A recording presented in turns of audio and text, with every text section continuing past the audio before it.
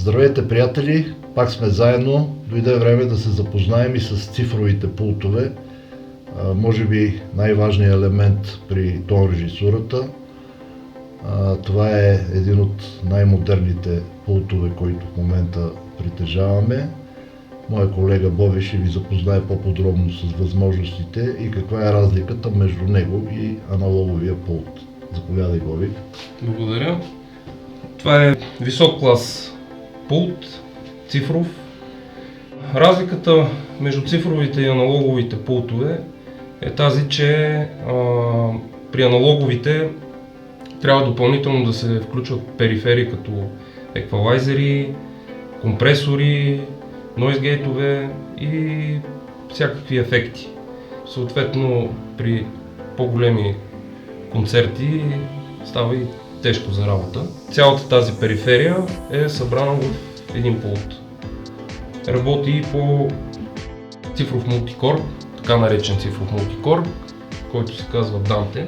Това не е единствената система цифрова за предаване на информация от цифровия мултикор до пулта. Чрез него с максимум 2 UTP кабела минава целият процес от стейджбокса на пулта до самия пулт. По принцип се работи с 2 UTP кабела, единият е основен, другия е при евентуално някакъв проблем, прехвърля автоматично на другия. Този вид се казва redundant, а когато работи на един UTP кабел е daisy chain. В случая този пулт има до 64 входа и до 24 изхода.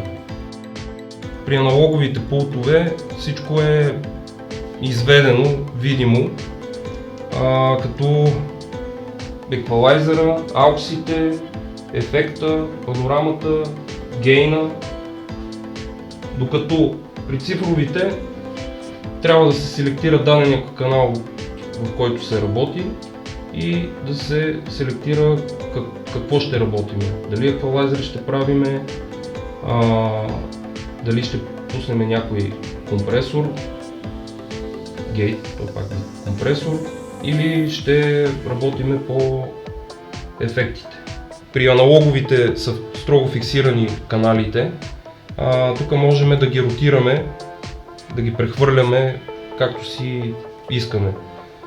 Не при всички пултове се случва това, но при по-високите класове, както е даден нашия, може да се прави това. Примерно може тук да си изведем на тези леери